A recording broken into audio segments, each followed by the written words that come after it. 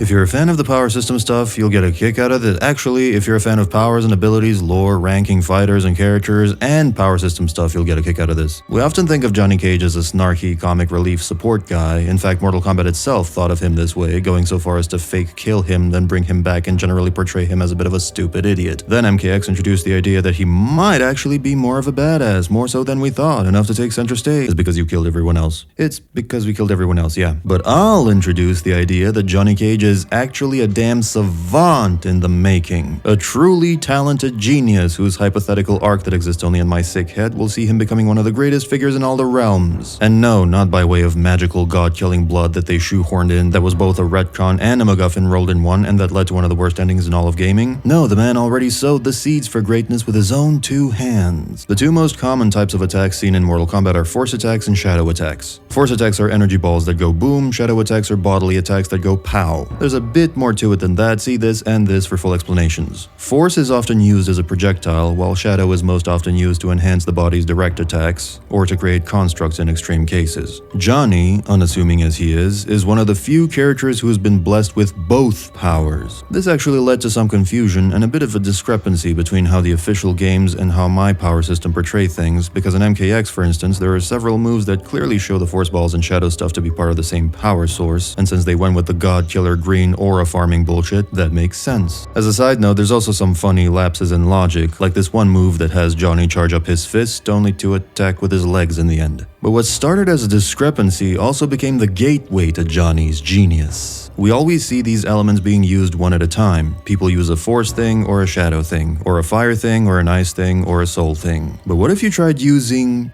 two elements at once? Before you get too excited, for those of you who have been asking for double compounds, this is not that. Kind of.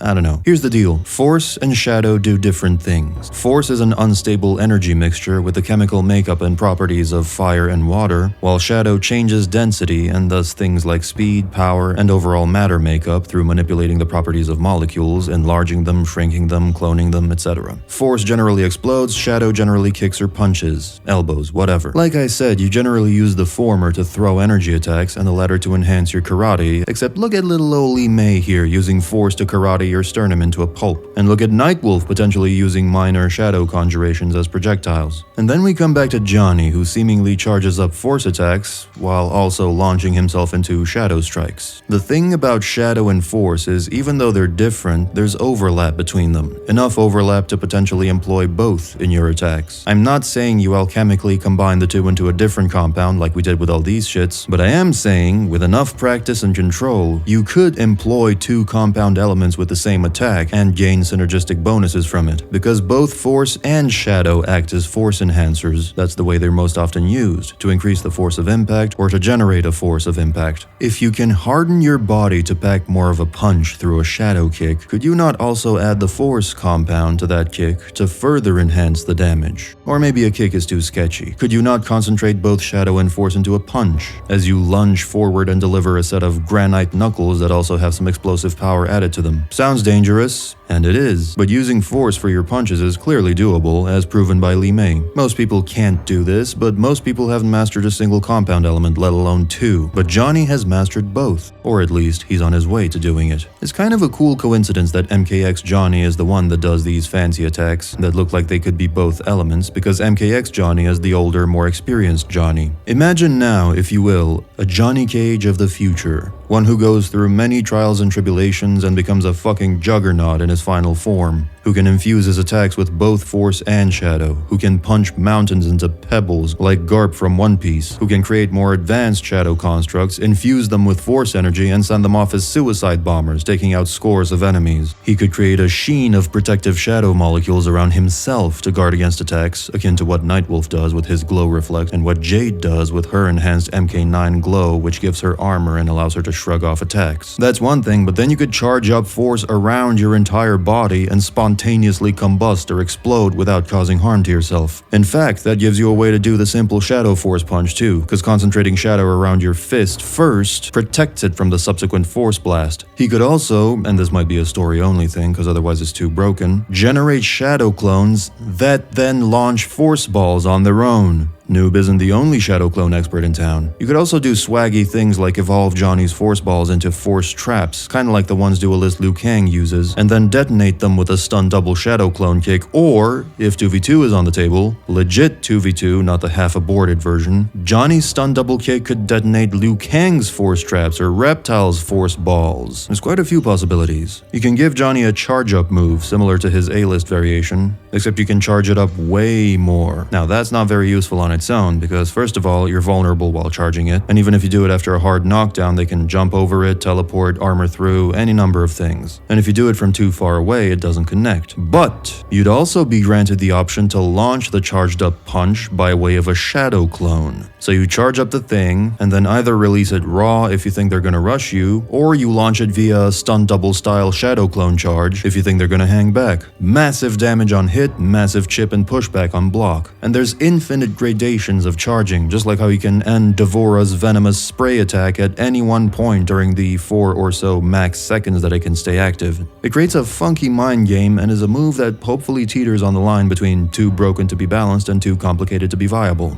If Mortal Kombat ever did get to an endgame where you'd expect all characters to be their most powerful, most evolved forms, I think this would fit that bill. Imagine a world where we actually get there. Imagine a world where characters actually evolve instead of getting reset after each release. What if Johnny Cage goes from zero to hero in his protracted arc spanning the entire saga? And what if his powers and abilities mimic that growth accordingly? Wouldn't that be a sight?